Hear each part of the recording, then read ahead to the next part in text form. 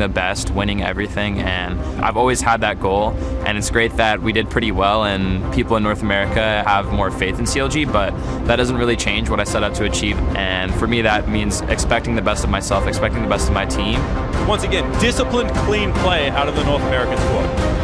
我觉得我们应该会3-1击败 CLG. Whoa, Swordart going hard on Afro. It's not going to happen like that, but I'm glad that they're confident going up against us, but we're just as confident, if not more. 就看当天状态吧，看谁状况比较好，谁就会赢。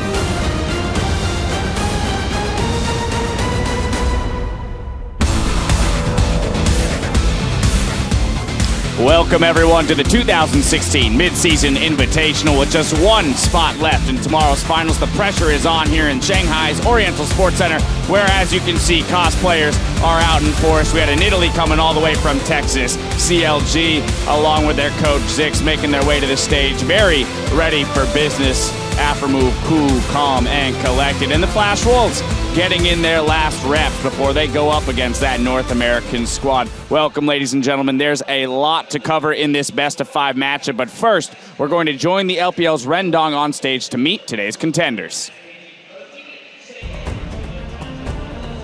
欢迎来到上海。你现在正在收看的是2016英雄联盟季中冠军赛第二个半决赛的对决的现场。今天的话呢，两支队伍将会角逐出晋级到总决赛。那么我们很快将会迎来的就是两支队伍的一个非常炫酷的出场了。首先 after yesterday's games with SKT dominating, it doesn't actually change the path they have in front of them. They still have to win this game to make it to the finals and have a chance. The crowd's a lot hyped today. Well, here's your Flash Wolves just getting introduced. The Chinese crowd here in the stadium behind them. Of course, you see Casa, their jungler, on stage right there. He needs to have a big set against CLG today if Flash Wolves are going to pull out ahead. Yeah, exactly. Maple has really been the standout star, and many people are expecting Karsa and Maple, and really it's been Maple that seems like he's been the one hard carrying them so far. Yeah, but for them it's going to be about redeeming the 0-2 head-to-head record that they had against CLG in the group stages. Yeah, highest KDA and highest kill participation for Maple right now. He's really been outperforming a lot of mids here. I have a lot of faith in these guys. Very much so. We heard it in the teaser there at the beginning that they're confident, looking at a 3-1 victory over CLG. Speaking of which, your NA squad on the stage. They're also getting a decent cheer from the Chinese crowd here, Darshan. Yeah, and they have a reason to be confident. They beat every single team in the group stage at least once, including a 2-0 over the Flash Wolves, with especially Darshan and Xmithy making some big strides in their play. Yeah, I said there was questions coming into the tournament. Well, they shut me up and they've silenced a lot of other doubters around the world. The man on your screen right there. Because they've had a ripper of a tournament so far. Absolutely. Aframu, though, he had the retort in the teaser that although the Flash Wolves might be confident, we're just as, if not more.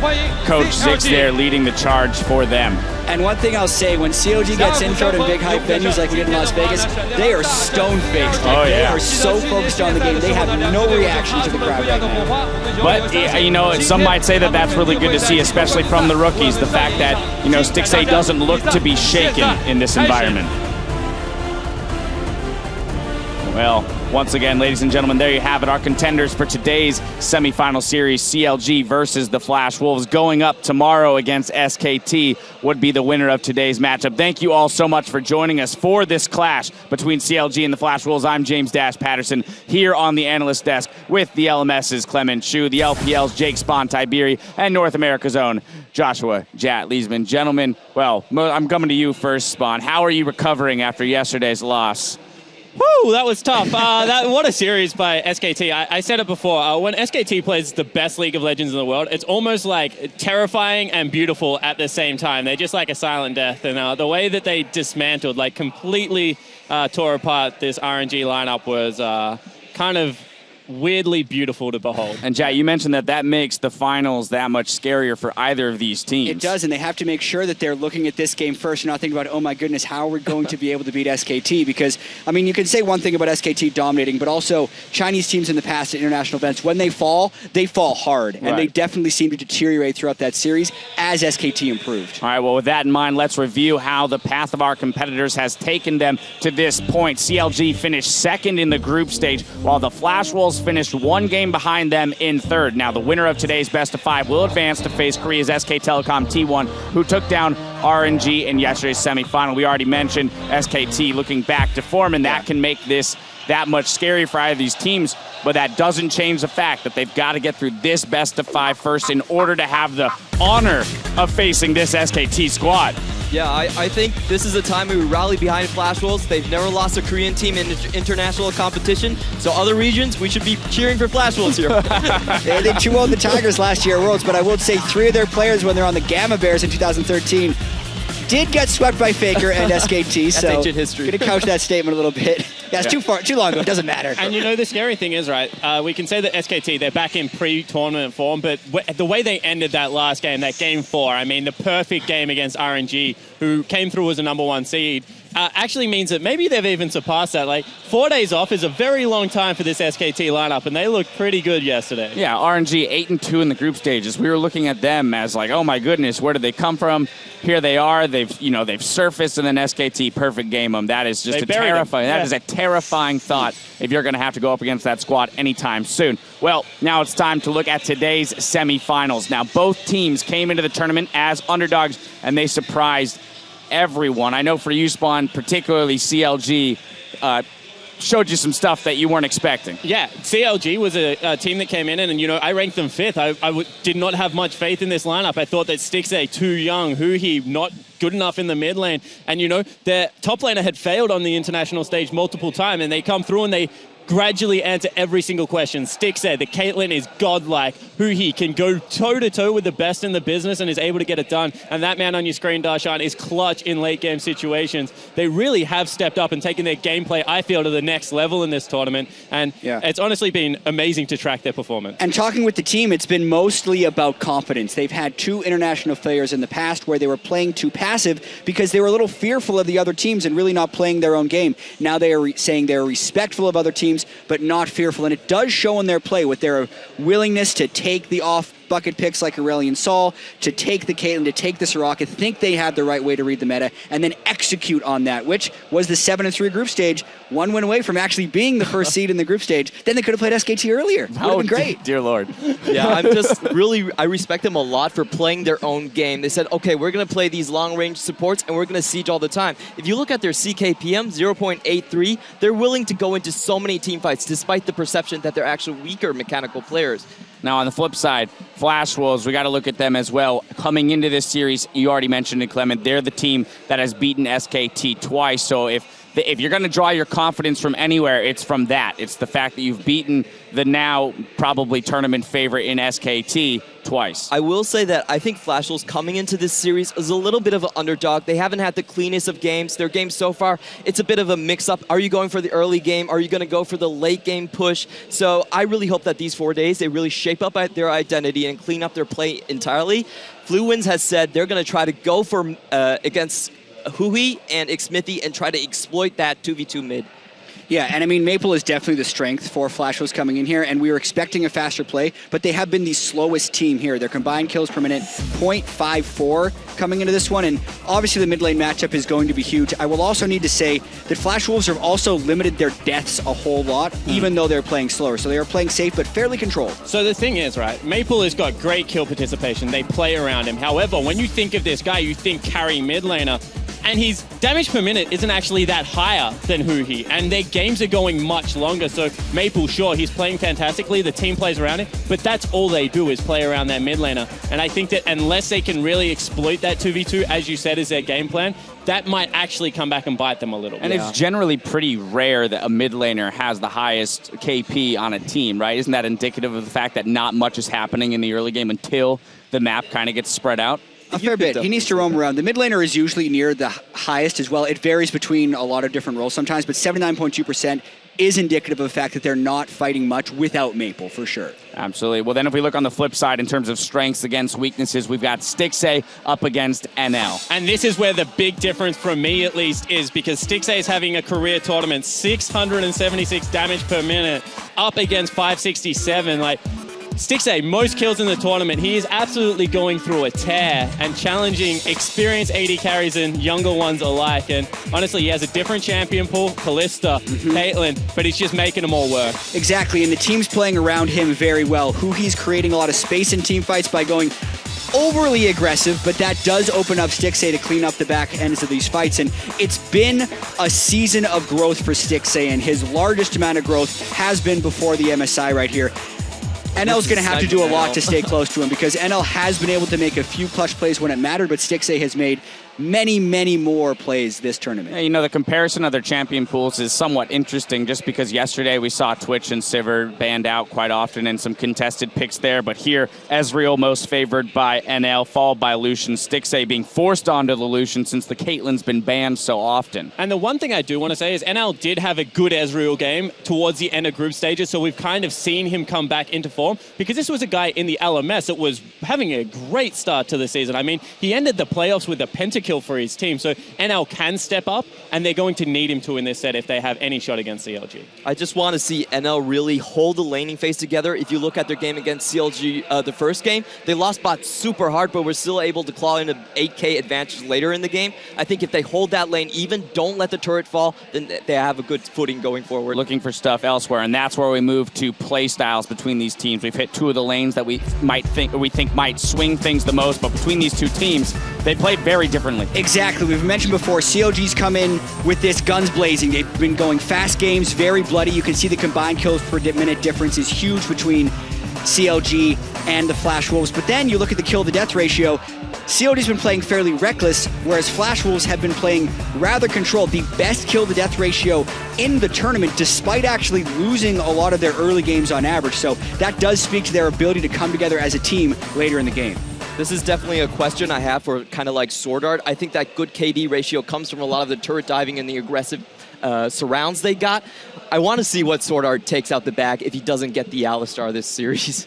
And it's interesting just because both of these trends, these playstyle trends for the teams in this tournament do seem to contradict at least what we had seen from them during the regular season in their respective regions. Yeah, and that's what really confuses me because CLG, they were pulling the map apart in North America, lots of lane swap. You know, they were even quite slow at times and they really were trying to use Darshan on a superior split pusher. And even when it went to tanks, he favored the Echo very heavily. Now they're going towards team fighting. They're willing to sacrifice Echo for Poppy more than any other team. Yeah. And their games are very, very bloody. In fact, it brings a tear to a Chinese analyst's eye, Stash, how these teams are willing to play these games. Yeah, Darshan's least played of the meta tanks is Echo. 5 plays on Poppy, 3 plays on Maokai. And what's interesting is they've never actually played against Maokai. So CLG has been controlling the meta tanks more so than anything, and then getting their team fight wins at the end of games, which isn't what you expected from them whatsoever, which is really kind of impressive that they're able to go 7-3 with that style. And on the flip side, Clement, Flash Wolves, during the season in their region, not too often running for the Dragon, not looking for those global objectives necessarily, but here, they're out-dragoning CLG by 10, 29 to 19 Dragons over the course of the group stage. And that's very unusual for us to sit here and see. Yeah, it has a lot to do with the first game against CLG where they lost because of the 5 Dragons. That really put their emphasis on the Dragon again.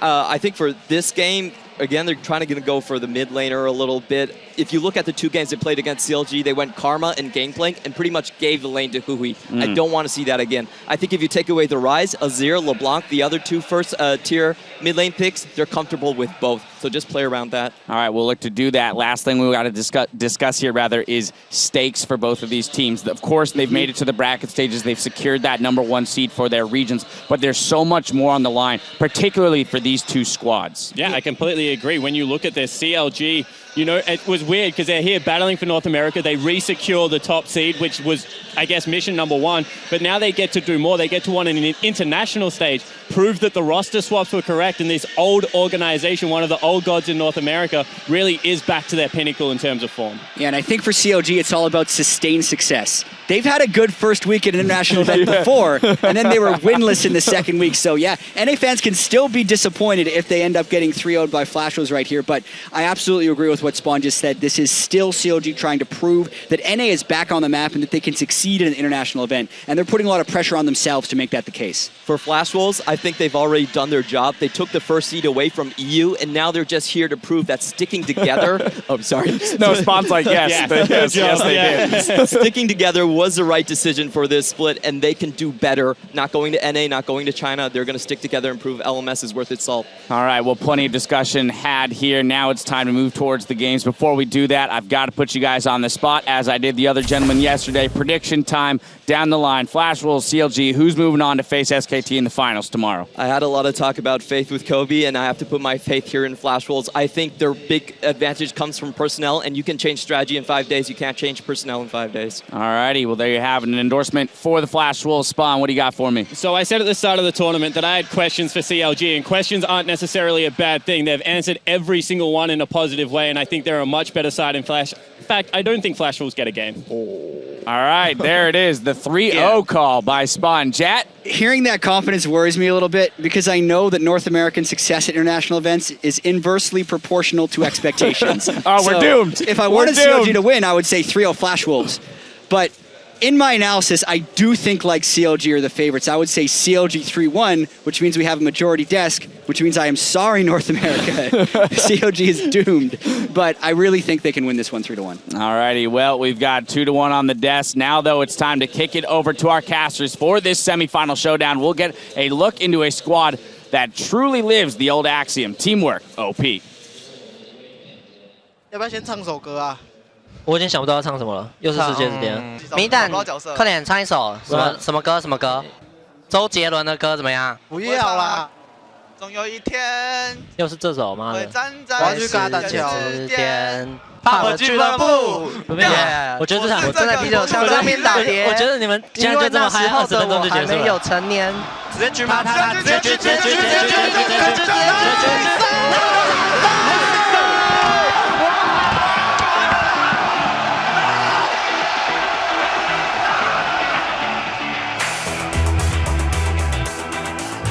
其实我们在闪电狼每天都过得很开心，就是队员之间相处也都很融洽。其实我们之间真的没有什么吵架的经验，我们都是很开心的在享受这个游戏。Nice， 唱歌喽！总有一天，干，真的这样凶我的，我可以要点一下头。世界之间。我觉得我们跟其他队比较不一样的地方，就是我们在就是打职业的时候，我们就比较像是在享受游戏，在玩游戏的感觉。然后比赛赢的话就会很开心。然后可能其他队的话就比较觉得这是一份工作这样，所以我们才会对这个队伍比较有感情。我们也是一起努力很久的队友，好几年了，所以大家感情都蛮好的。我们队伍气氛相比其他队的话也很棒，就是我们队伍气氛越好，打的就会越好。可以吃掉吗？巴龙，我的他扫这边帮他扫。就有些队伍，就算在 LMS 赛区，也有队伍是选手，就是很像 Pro Gamers， 就只是来上班的。我们队可能跟他们不同的，就是我们队真的是像家人一样啊，就是他低潮的时候，大家会鼓励他。我在例行赛的时候真的是打得非常烂，我自己都觉得我自己是不是不该当选手了。然后他们也没有因此放弃我，反而给我很多努力跟时间。他们就是不会因为几次的失误之外就把我踢掉。其实我蛮感动的。我觉得对任何一队来说，培养新人选手都是很重要的事情。但是我觉得我们比较特别的是，我们培养出来的选手都是很有天分的，就是我们愿意培养这些。就是目前可能成绩不太好，但是以后一定会有成就的。我觉得闪电狼就是相信我们吧，对吧？然后我们也就是尽我们的能力去回报他们。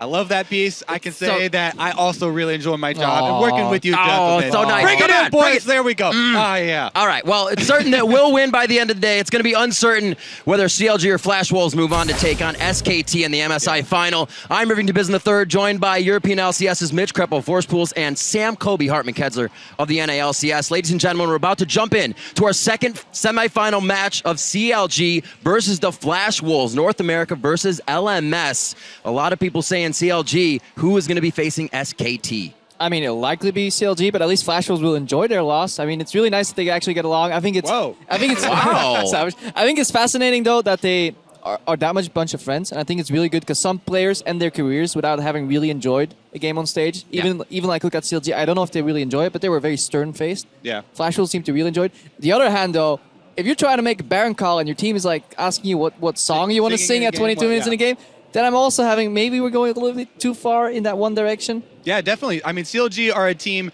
that rebuilt their entire team around teamwork. And I'm going to bring up a theme that I'm probably going to refer to a lot in this series, which I've been referring to as AD carry uptime, which I think that Stixxay shows really good at. And as well, CLG, the way that they play around Stixxay, they really emphasize this point. You know, the AD carry, this is the role with the most offensive potential for the late game. You spend all your money on offensive items. Right. You want to get the most out of that role, keeping them having a very high uptime so they can get off not only all their auto attacks, but spell rotations consistently. CLG do this by drafting a front line with Darshan. You know, Huhi and Smithy both zone for him, and then Aphromoo on these defensive supports. So we'll see Stixxay play really aggressively and constantly having that AD carry uptime we're looking for. Able to just kind of use all of those resources in the perfect time as well. His positioning, it gives him a bigger champion pool. We haven't seen him too much on Sivir, but give this guy any kind of steroid, a reset, a push, like you said, that front line, and he will get the job done in the fight. Yeah, the only different champion there is maybe where the roles kind of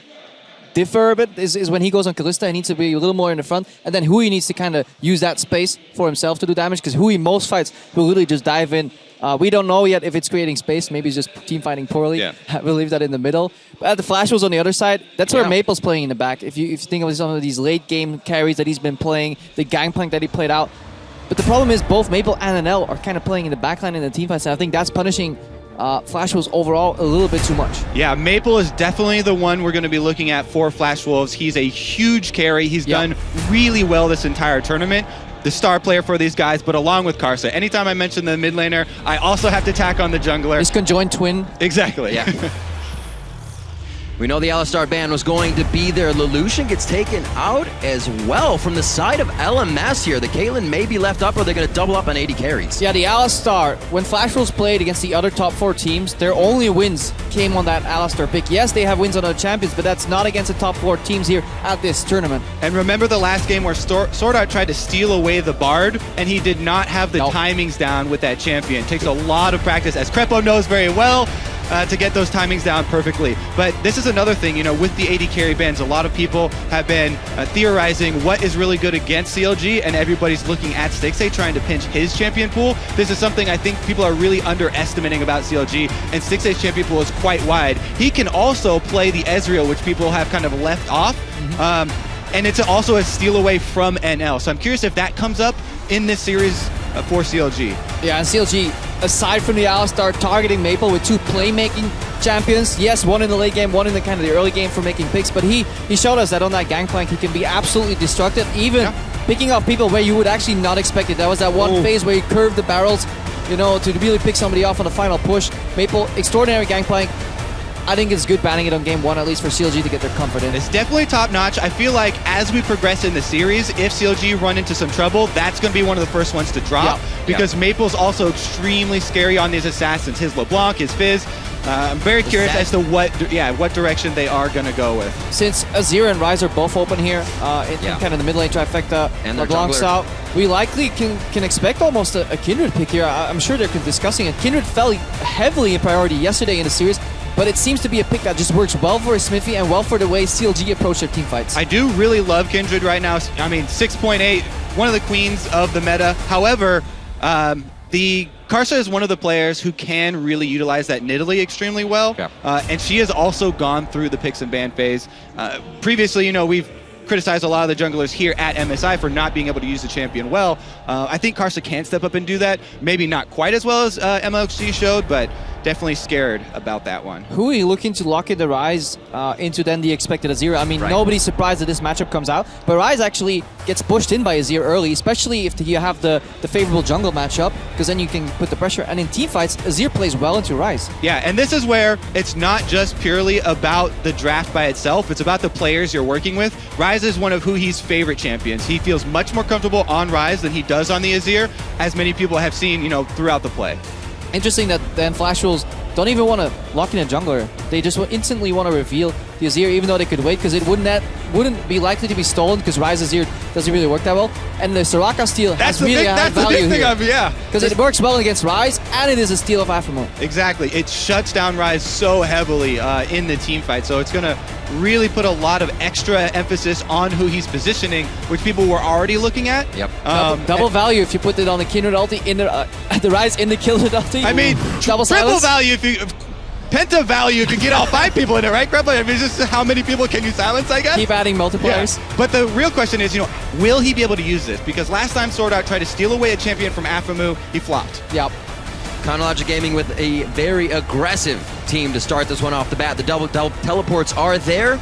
Will it be matched by the LMS, and Sivir's locked in for NL as well, so it could be forward from both teams here.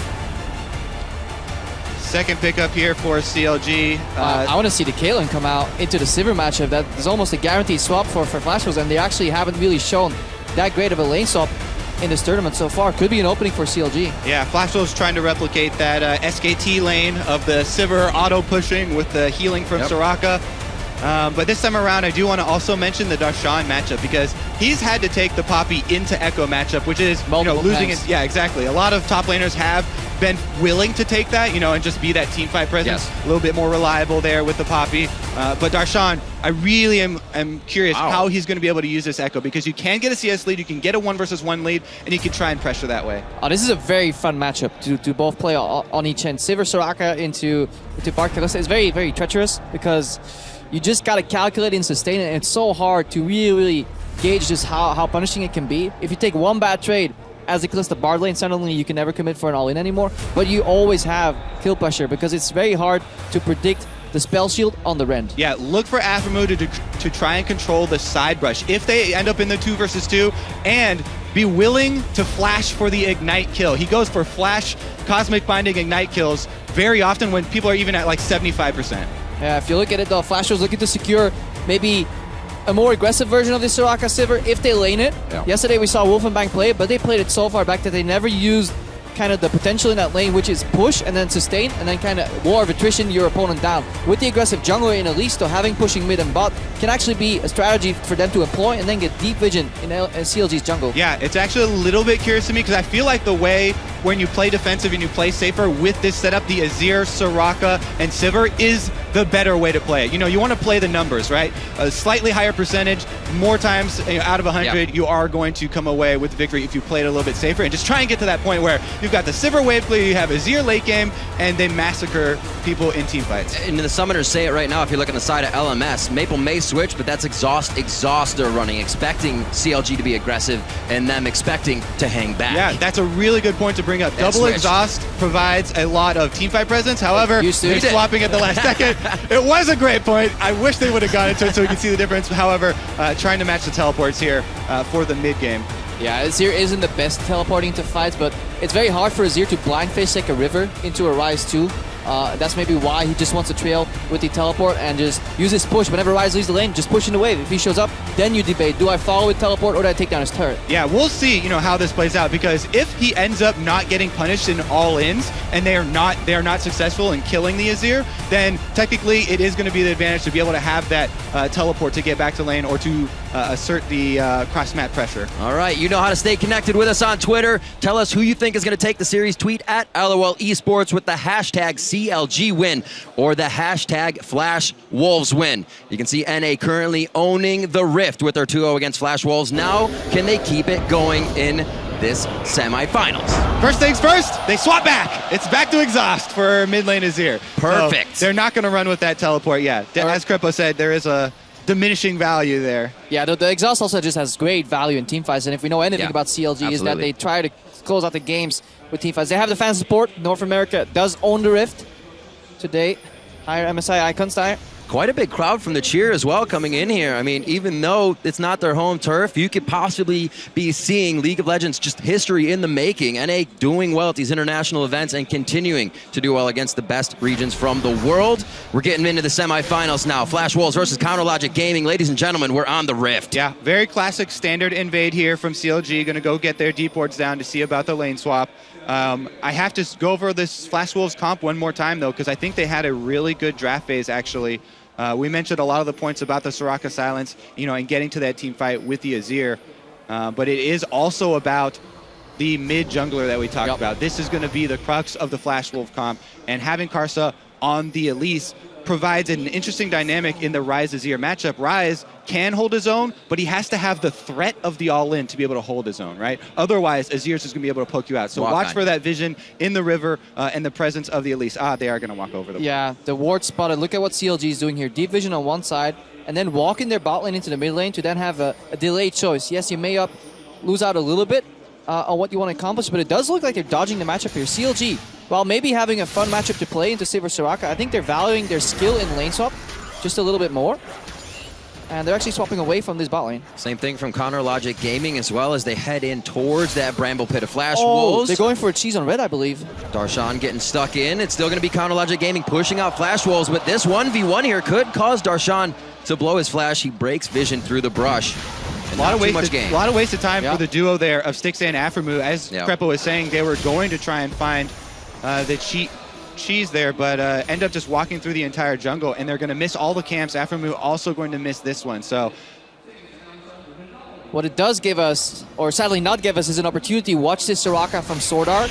In his 166 games that he's played competitively, this is his very first Soraka game. Obviously, the first 80 probably don't matter since you got completely reworked, but he hasn't played it competitively so far.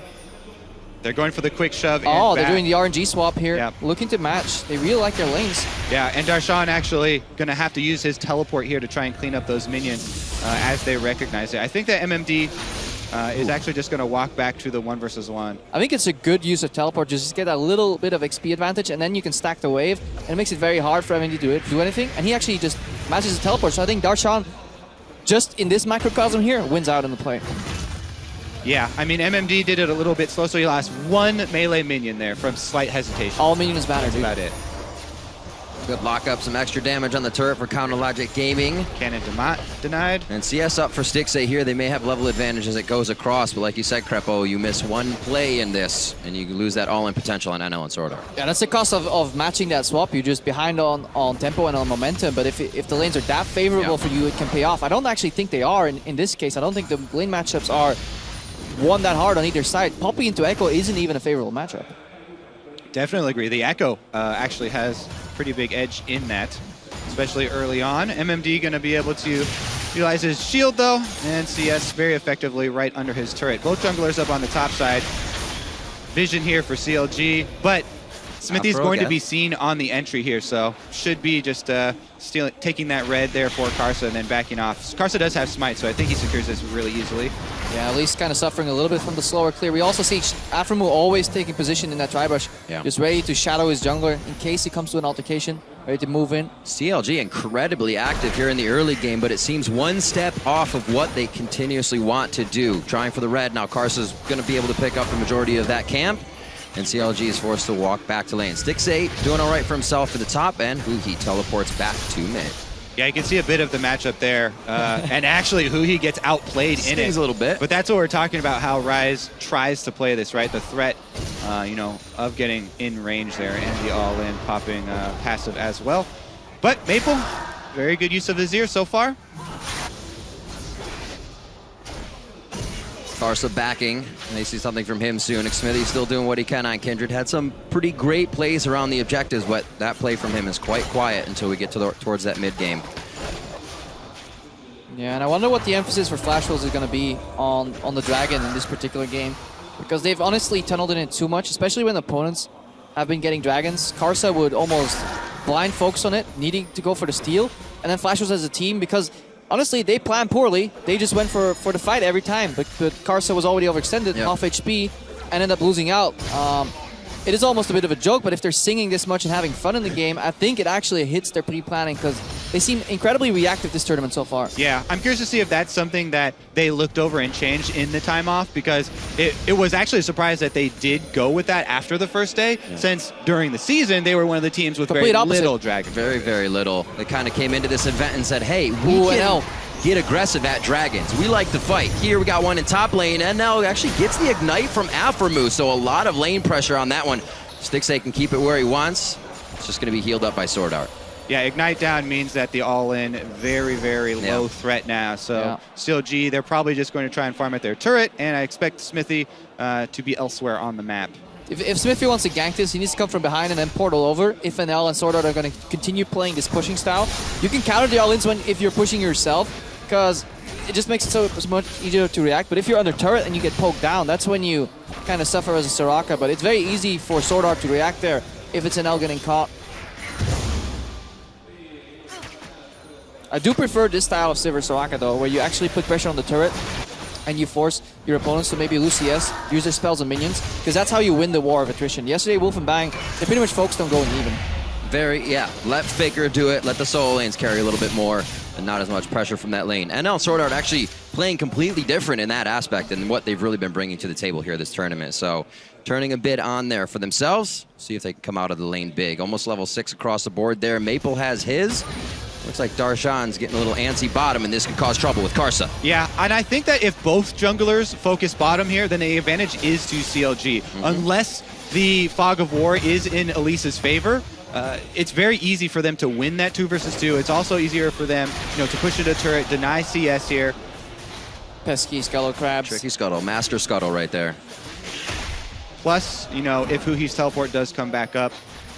The only counterpoint to that is if the junglers play Envision bot lane though, it allows some of these lanes that have more innate push but weaker to ganks to keep pushing. Like Soraka Sivir has an easy push, and Azir has an easy push. Yes, you won't kill people, but you will get minor advantages that help you scale towards the late game. That is the cost, obviously, of matching junglers bottom. Exactly, and we can see a little bit of chip damage on the turret as the result there. But I feel like there's going to be guaranteed not only chip damage, but also CS denial down on the bottom side.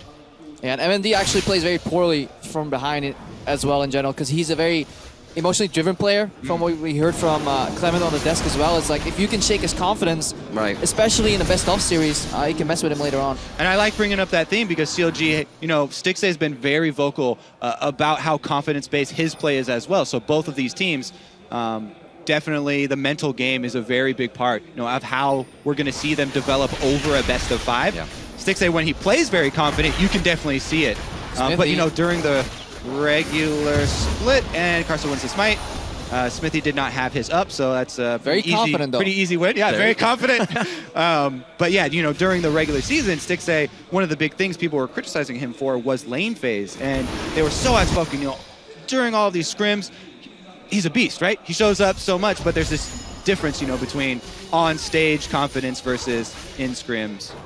I'm liking the cover that Darshan has as well. It's very hard for him to die if Elise is coming from river. If Elise somehow gets behind him, yes, he may be drop a kill there and swing that matchup around, but the triple pink ward setup from CLG on the bot side of the map is really telling. A couple deep wards paired with it. They should have complete view or just predictive view of where Karsa is on the map, and then they should be able to react appropriately. And it should almost be time for those teleports to get used as well. Once they get more forward wards, maybe top side, they know Karsa's not towards the bottom. CLG really doesn't have anything past the river. They have his knowledge. They'll be able to make that happen. Smithy grabbing up the Scuttle. It could be just a Rift Herald here. Yeah, I really do think that the river control right now is one of the big deals because allowing the Rise to have that much control and the threat of the all-ins, enabling him to push in gives CLG this double teleport advantage that shouldn't really be there. Usually Azir should be playing up. He's going to try and poke the Rise down, keep him under the turret. So if Rise leaves, then you're saying, okay, you're making a really big gambit to try and turn something on the other side of the map, and Azir's going to chunk out your turret and Dominon minions at the same time, but CLG might be able to earn themselves a play because of this control. Yeah, and then it may be too late for Flash Rules to react accordingly because CLG has in the past set up a couple TP plays that Vision here. don't really have any counters. If you let them set up their vision, then make the double TP play, it's almost impossible for Flash Wolves to counter. And with the way they're controlling the river, the way they're controlling the lanes here, it seems very hard for Flash Wolves to avoid that inevitable death. He just snuck into that brush, I believe. The thing here is that Flash Wolves, they're relying on some CLG aggression to make this work out. This play doesn't really work if CLG try and play super defensively. I need some opt-in here. Oh. How good can you bait NL? Act bad. As long as he stays behind that wall of minions, he's safe. He gets one last jump out. And it looks like Smithy is kind of going to answer this just with a little bit of weighted pressure. So he can get out of going into the jungle. He wants to deny now, knowing that Karsa's going to be backing. Yeah, that's one of the things. If you go for these wraparound ganks, you feel like you have such a big opportunity. But it does cost you. Every second you wait in that bush costs you, especially as Elise, who's going to get out-farmed. If Kindred is just left up there, we'll be clear. Oh, Darshan here. Cheeky little trades here. Echo always has control at this point in the early game. It's just impossible for, especially the nerf version of Poppy to out-trade. So yeah. The second Elise shows as well, it's one of the costs of that play here in the top lane. You're fighting against Echo and then against the wave of minions after his Time Wander clears yours. So there is a pink ward, but if you run straight through it, then it gives Darshan a little bit less time to react. Darshan does a pretty good job, though, of playing defensively. And now, let's see if he can get this done.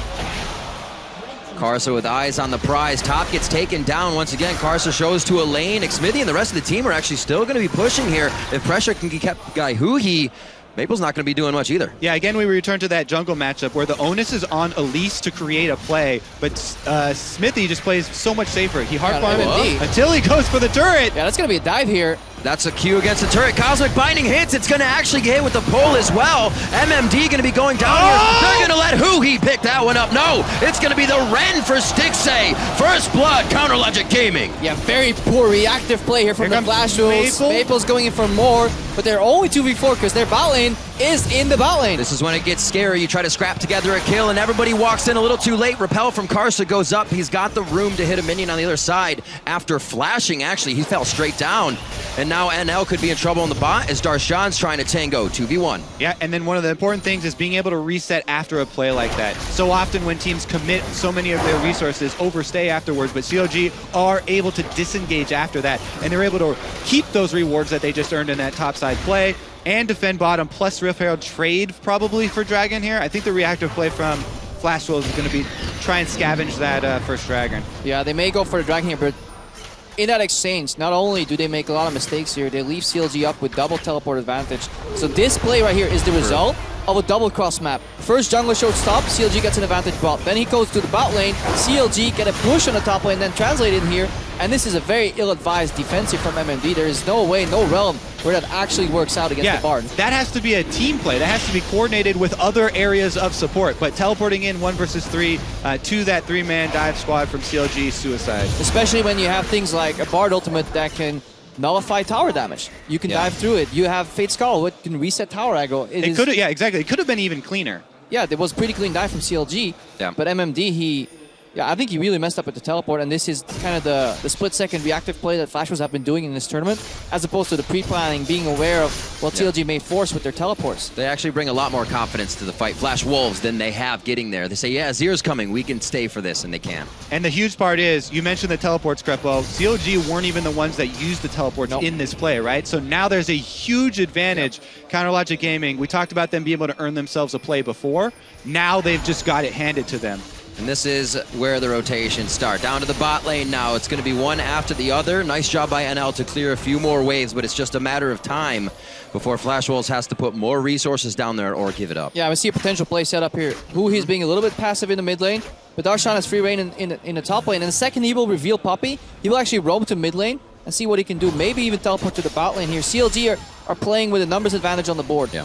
And I think something really that you need to recognize with CLG as well is how they play with the tides of their vision. You can see the ward lines move up before they make the play on the top side of the map. Before they made that play, it was absolutely covered with wards, both pink and green. Meanwhile, they change their play once their vision times out, right? Their vision is cleared. They then play more defensively and have to reset up the next play. They don't try and rush into it. Yeah, and that is the good thing about CLG's vision. They're really good at identifying when they should go for the shallow wards in the river to basically make pickoffs or maybe set up the next layer of vision. Or when they know everybody's in base, sometimes they bypass the shallow wards and go for the straight deep vision.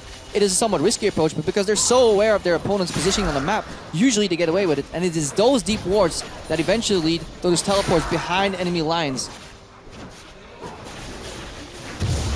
Breather moment as the first two outers are taken down. Obviously, Chronologic Gaming going to be looking for that mid turret now. Already about 1.4 thousand gold up.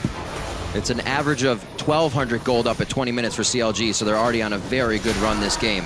And Flash Wolves has had trouble coming from behind in their matches most of the year, and now into MSI. 15:40 on the clock. It's just been that one kill. Flash Wolves is doing what they need to stave off more and scale this team up. CLG to pressure mid now. The no Afrim was there. There was double pings in that brush. Yeah, Can they play here against a Tempest? CLG are going to try and pressure with their 4 ranged champions here on the mid lane turret. Sivir being down bottom is pretty big. Flash Wolves might need to actually rotate her mid as well to help deal with the potential of a dive there from CLG. That's where the Bard kind of kicks in too. If you can get a slow push on bot, you match 4 versus 4 mid, you can actually bypass a lot of these walls with the Magical Journey and get an even quicker rotation to a side lane. And then you can catch the opposing team with the Tempered Fate in the rotation, or simply facilitate dives in the mid lane. Either you nullify the tower, you nullify 2 members, and you fight maybe 2v4 instead of 4v4. Yeah, to give people a picture of, what one of those types of plays would look like, it's all about the initiative for CLG. If they start out with the Bard ultimate, you gain at least turning off the turret, maybe also turning off one of the players, and then they have the Kindred ultimate to rely upon for going for that dive. It also doesn't get more clear which target you're going for. It's bright and golden. This guy. Still growing their gold lead. Alpha starting to do his roams, picking up some chimes, making sure he gets that vision pushed up before Chronologic Gaming moves themselves forward anymore. And you can see the differences already in gold. Almost 1,000 for Darshan up on his lane. Yeah, and Kobe talked about the tides of the vision. CLG also play well with the tide of the waves. Darshan will not fast push. Everyone hang on. Whoop. Unless everybody's on the map right now. He held that wave in the top lane until every player is on the board, and that's when he starts pushing out, holding hands together, moving on every side of the map. That's how you 1-3-1 efficiently, because if you push in one lane, you're overexposed. You need to be pushing on the other side of the map too. Yeah. And so now I kind of want to take a look at this game from the Flash Wolves perspective, because they are the ones with the more difficult game plan right now, right? That this is the moment in the game where the pressure is on them. And it's going to have to be a really well-played and well-set-up counter move that they try and come up with here. Use the Sivir ultimate probably from Fog of War. They cannot take a fight here where CLG have been able to get deep wards for either a flank or even numbers right now actually is very much against them. Sivir right now is only sitting on a single item. Kalista has much bigger impact to the utility of her ultimate, as well as just the single item there with the Blade of the Ruined King. Yeah, some of the flaws here in the Flash Wolves composition are being highlighted if they have to play from behind, because they don't have the decisive engage that CLG have. They don't have a Flash Snare, a Fate's Call knocking the support in. They don't even have a Bard ultimate they can throw out. Cocoon is at the highest level, actually not that safe of a spell when it comes to crowd control. And you're looking at MMD teleporting in and flanking. That is your hard engage at this point if you're Flash Wolves, so they're losing control of the map. So what could be that moment for Flash Wolves if there were a dangerous position besides a Baron attempt for CLG? Where do they find their end? See, I feel like the moment for Flash Wolves even looks like a non-moment, right? It's them trying to wave clear and them trying to hold out till the late game. It's a face check in a brush where Cocoon counters or that. See, it's either a huge numbers advantage where they get the Sivir surprise factor and the whole team comes rushing at you, take someone out. Okay. I'm on tiptoes right now. I saw the parallel convergence flies like, Kobe! Yeah, because that moment might come at any time. However, Flash Wolves have to be very careful about choosing that moment because they're trying to play the safe and they're trying to scale up and look for that end game opportunity. But on the same token, if something presents itself, they need to be able to jump on it. This is why I really like these moments in the game, because it's been building up for so long. Everyone has flashes ready. If you have the initiative in a team fight, you can jump on somebody. If you eliminate someone before it really explodes into the full 5-on-5, then you can even turn tides. If they can hold this for 30 seconds, home guards as well for this double TP. Could be a big play. That's Maple here. Whoa! NL over the wall, tries to heal himself up and stay alive. Flash is back. He's already taken down Afro Moo, and it's the Huhi teleport in. It's the Echo teleport in from Darshan. He goes flying forward, gets taken down after his chrono break. Xmithie going very low. They weren't able to use everything in conjunction. The respite and everything else was too broken. NL and Maple using everything there to survive, and the Soraka heals them back up. Here goes Karsa though, face checking Huhi. Very, very risky. Chronologic Gaming still holds goal side to Dragon. They pick that up for themselves and come out big on the fight because they could bring it in with TP. We'll be focusing just on a tiny bit of macro there at the micro at the very end there. When the sweeper turns off this ward, it's targetable. Elise is able to get out after that, getting a little bit too close to Rise, which is very often a death sentence. A little bit of tunnel vision here. CLG's fighting without Fate Skull because they just used it earlier. A tiny bit of disrespect trying to secure the Dragon. Yes, they had the wards in, but the kite is really right here for Flashwolves, especially with that Soraka in the background healing everybody up. Yes, Darshan goes for 1-for-1, but I think CLG were a little bit overzealous on this play, trying to play an offensive bar positioning while you were down the Fate's Call. But here again, we saw the tunneling of Flashwolves on that Dragon. They should have known that they can't contest that whatsoever against this Rise. Just opted out, and they should have been a little bit quicker on the next play, you know, get the tempo advantage instead of playing the scenic route and watching the opposing team take down the Dragon. At the end of the day, Flashwolves do get 2 kills off of that for the single Counter Logic Gaming trade, and now they're trying to shove up mid and pressure here, but CLG are closing in. A fantastic Emperor's Divide by Maple in that fight. On the Hunt's going to be used to get out, trying to pick up a little bit of that global gold. They have one more turret on the top side. They're still down 3,000 here, 21 minutes into the game. Chronologic Gaming continues to control the river, but Flash Wolves are picking up necessary kills for core items. And that's why I think that was a decent trade for Flash Wolves, because they've already got 1 Dragon, so they're not too worried about this Dragon stacking from CLG, you know, and getting back that decent amount of mid-game gold can help them hold out. Plus, the timer's going to be down now. It's harder for CLG to draw Flash Wolves out to try and take advantage of this. And Flash Wolves, again, they're just going to try and huddle here with the Azir and Sivir, and I hope that Soraka will keep everybody alive until they can purchase more items. And also, if they didn't know it already, it shows up how they have to approach these late game team fights is kiting back with Azir and Sivir. If you have to chase and you can't all in, that's the key different point there. If you have to chase a Sivir and an Azir in fights and they can do return damage and kite you against a Soraka, that is the ideal way Flash Wolves want to play. Barring obviously catching a major key member out with a cocoon and then blowing that guy up, turning it into a pick. But it is so unlikely to happen that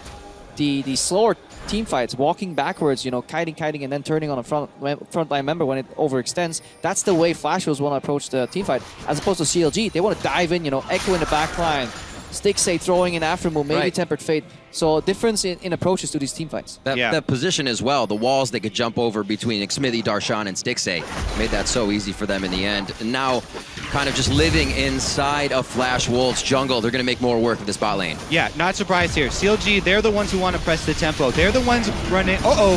Never mind, it's just going to be a disengage here. The tower actually doesn't go down, but CLG are the ones running the big 2-item carries, right? Rise is actually extremely powerful on these 2 perfect items for him that build both AP and mana. This is one of his strongest points, actually. Everyone always thinks of Rise as the super late game, but Azir is the one with the better top end there, whereas Rise has a really strong mid-game spike off 2 items, and Kalista goes without mentioning. The Hurricane plus his Blade of the Ruined King here for Stixay is one of his ideal points. Yeah, no more additional benefit really, as opposed to a crit build that comes out of NL.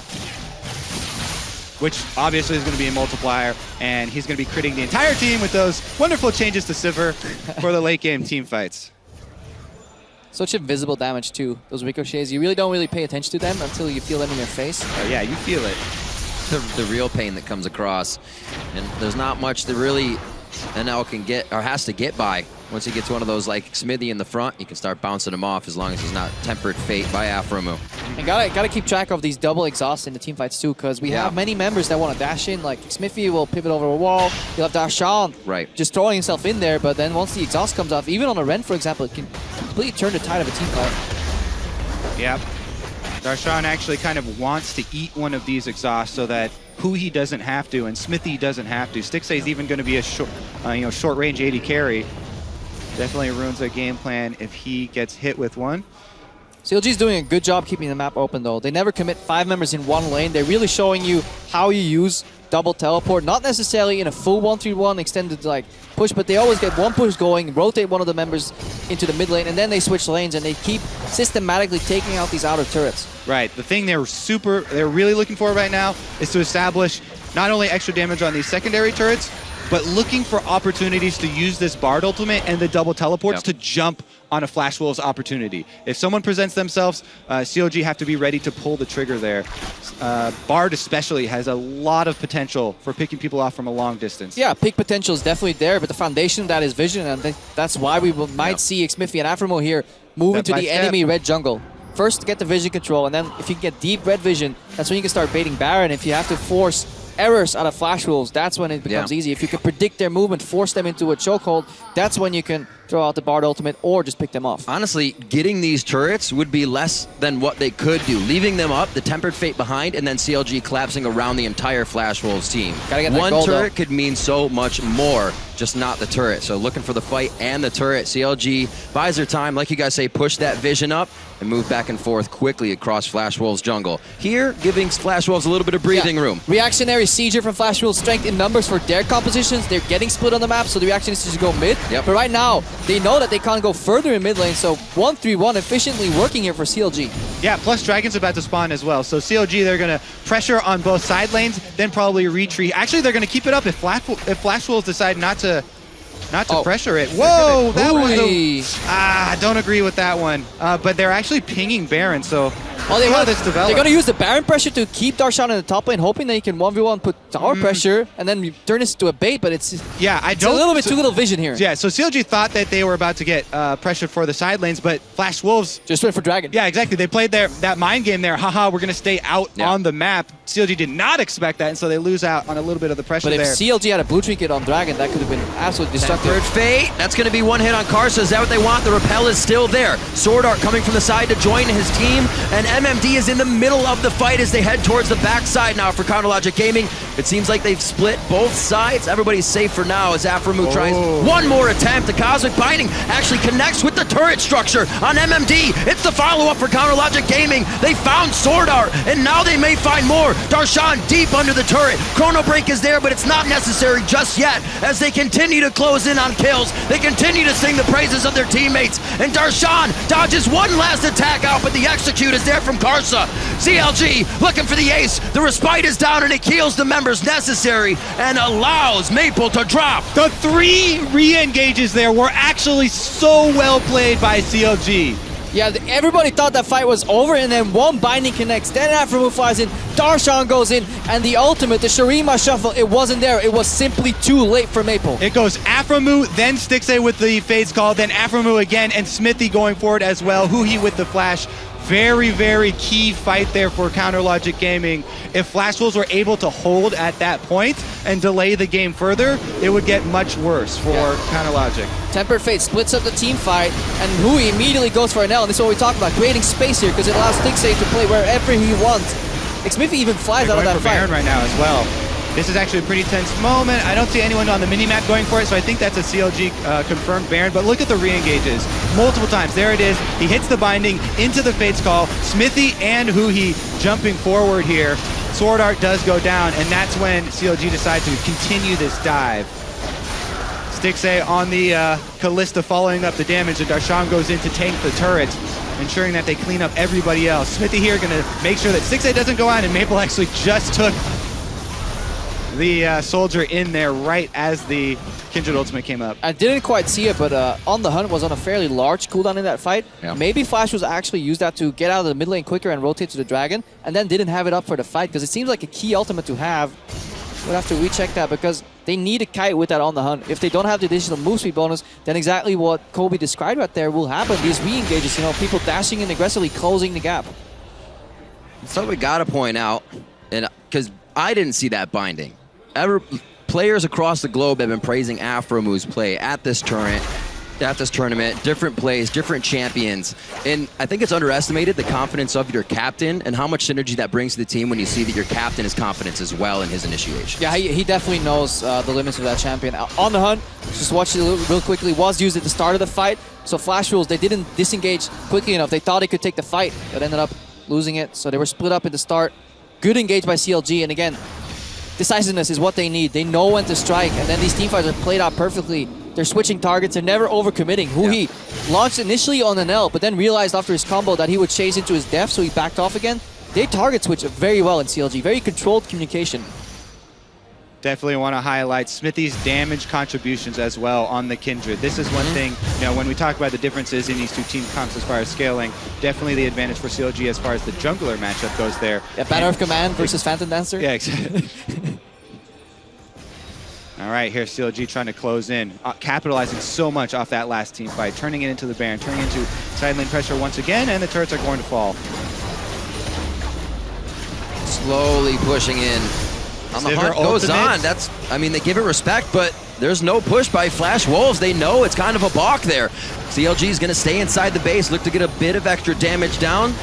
Very nice hit onto Stixay. He's going to cleanse that one off. He'll be safe for now, but they have to be careful fighting over the wall. This is where Flash Wolves got themselves into trouble last time when CLG could go back and forth. A very nice Emperor's Divide from Maples, cleaning up the fight a little bit. But now to the back line is Counter Logic Gaming. They go around the wall. They find the members necessary on Flash Wolves. They take them down in a 3-for-2. NL will fall as well.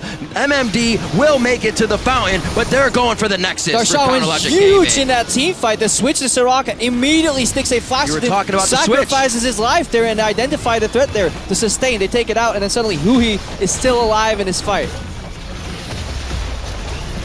Coming out strong in the beginning of this game, 31 minutes in against Flash Wolves with quite the composition from both teams out of Champion Select. CLG makes quick work of this one at 11-5, and we're going to game 2 here in the semifinals.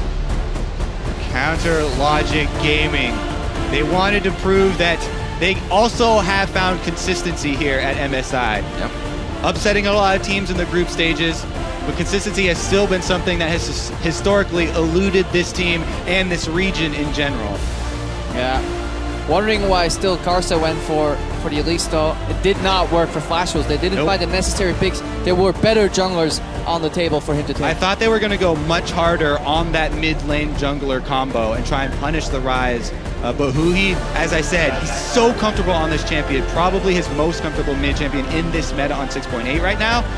And they were able to play it out really nicely played as far as the mid-game team fight as well. Yeah, and the style that Flash Wolves have kind of put upon themselves this tournament is kind of opposite of what they were playing in playoffs in the LMS. And I feel they may have to go back to that LMS style, just blind aggression and try and fight Era out, because these controlled team fights, CLG's playing them just better. Flash Wolves have to change something.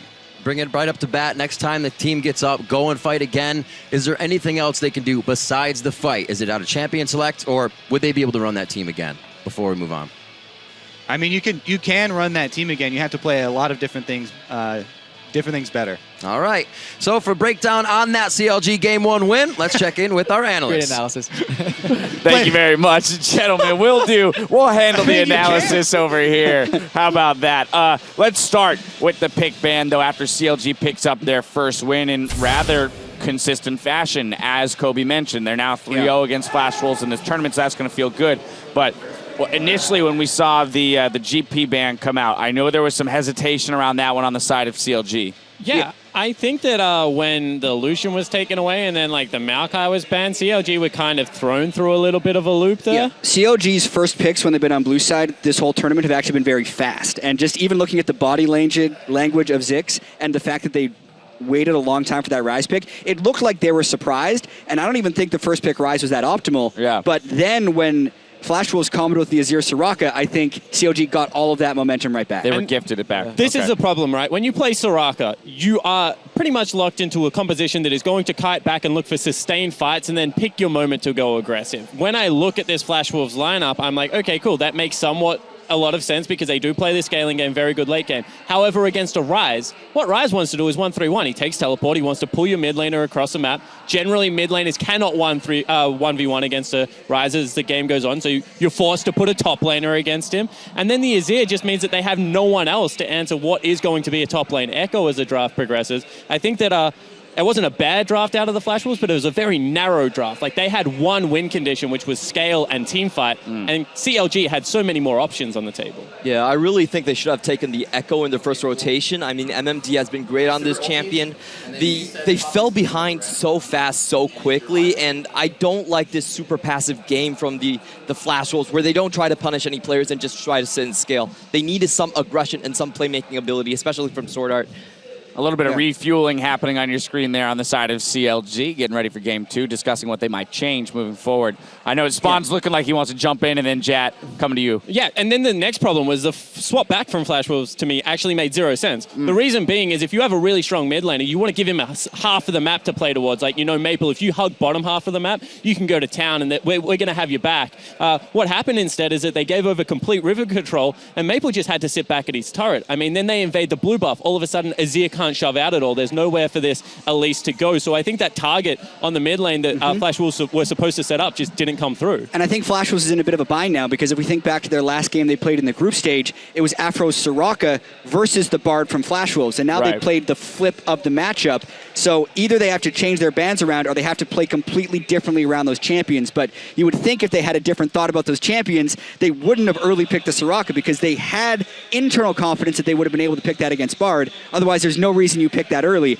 But then they still ended up losing their early turret after swapping backwards. So I think that's really troubling for Flash Wolves throughout the rest of the series. Some scary things kind of presented themselves to us in this first game. One of which is that. The second of which is that CLG is saying, hey, don't forget, we can still play 1-3-1. So beyond, like, hey, the fact that we've come into this tournament and we've shown we can team fight, they're now saying, hey, don't forget we have this other skill set. Yeah, and you see how the CLG played it. When other teams pushed on mid, a lot of teams like RNG would just go up and try to like surround them and get the flanks on. But CLG said, hey, we're just going to let our two side lanes push all the way to your inhibitor turrets, and you have to make the next move. So really disciplined by CLG there. Right, almost viewing that as an acceptable loss, saying we will hand over a turret so that we can take one back. Yes, losing your second tier, a lot of people have a fear, second tier mid turret, a lot of people have a fear of that, and they want to engage on that fight, but CLG fine to let it go. Yeah, and this is more of the CLG I thought we'd get at MSI. Rather than the team-fighting brawly ones, it would be the coordinated 1-3-1s that have low-kill games.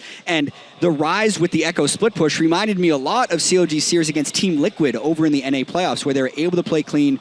They didn't even need to do double teleport on the same ward because they just crushed the split push so heavily. Yeah, ultimately crushing the split push set them up for the one major team fight that they won in the mid lane 27 minutes in, 5-for-1 in the mid lane that then nets Baron on the back end of it. And I think this shows us the best of both worlds from CLG, because yes, they go to a 1-3-1 and they're able to control the map, but as soon as they go into this team fight, they just do not hesitate on their calls anymore. You can see straight away, Afro started off with a great ultimate, and then their target selection, which was called out, was really good. I mean, Huhi zones 3 members on the top side of the fight, and they're just able to continually chase out MMD with everyone else. Yeah, and I think one critical thing here as well is just Stixxay's willingness to still hit the tank, even with the Soraka on the team, knowing they're going to stack up enough damage. And if MMD's not willing to go in, no one is going to be willing to go in, so they can continually just kind of move in, get more and more and more damage off of, and just space and target select the team fight extremely well. As soon as everyone's low, Darshan can jump in the back of the fight, and the timing and discipline of Xmithy's ultimate right there on Kindred was perfect to clean up the ace. And I'm going to restate something that I said. Like, I honestly think that Xmithy might be the most underrated player to ever come to an international tournament and be a great jungler. Like, there are some really good junglers at this tournament. I mean, Blank, when he's on form, very good. MLXG showed that he was world-class. Karsa has always been a world-class jungler. And Xmithy just continually flies under the radar and gets very little respect, but is a really friggin' good jungler at the moment. Well, I know our good friend Azael is at home saying, I said it a while back, and Skara as well saying that Xmithy is very underrated. So they're echoing your sentiment, and he's proving it here on this stage. Now I want to look forward to our next game of the series, because CLG, again, we've talked about the confidence level, the fact that they're now 3-0 against Flash Wolves in this tournament. They're going to feel good moving forward. We stay on the same sides. Clement, I'm coming to you first. What would we like to see out of Flash Wolves in order to maybe turn things around here going into game 2? I think the Azir pick is actually fine, but they don't need to take it so early in the draft. Get MMD on something he's more comfortable with. Don't let him fall behind 30 CS at the start of the game and give Darshan like what he does best at, like split pushing. You have to beat him in the team fight and at least stay even with him. I just think they messed up a little bit of a draft draft. They were too hasty in getting the picks that they think they would secure the game with. Like Azir in the group stage, 3-0 for CLG, 3-0 for Flash Wolves. So they thought that was too important. I think they were a bit hasty with it. All right, Spawn, what are your thoughts there? I really think that you have to give Casa something that scales. I think that NL has been inconsistent at the best of times, and that if they really want to be able to get to the team fights, Casa has to play a pivotal role. So get him on a damage threat later on in the game. I don't really like the Elise. And I also think that maybe their support player, Sword Art, needs to have engaged, because they follow up very well behind Sword Art, similar to how RNG do with Mata. And that can be a linchpin that the team falls back on when things go wrong. Yeah, I think Flash Wolves needs to be more cohesive. You look at what they banned with Maokai and Graves, then they still got 2 losing matchups there with Kindred into Elise and Echo into Poppy. So what are you doing with those 2 bans if you're going to still get the bad matchup? They have to make that better. All right, well, we'll see what they decide to do as we come back from our break. With the series at 1-0, we're going to step away. We'll be right back with Game 2 between Counterlogic Gaming and the Flash Wolves as MSI 2016 continues right after this. Oh, that's why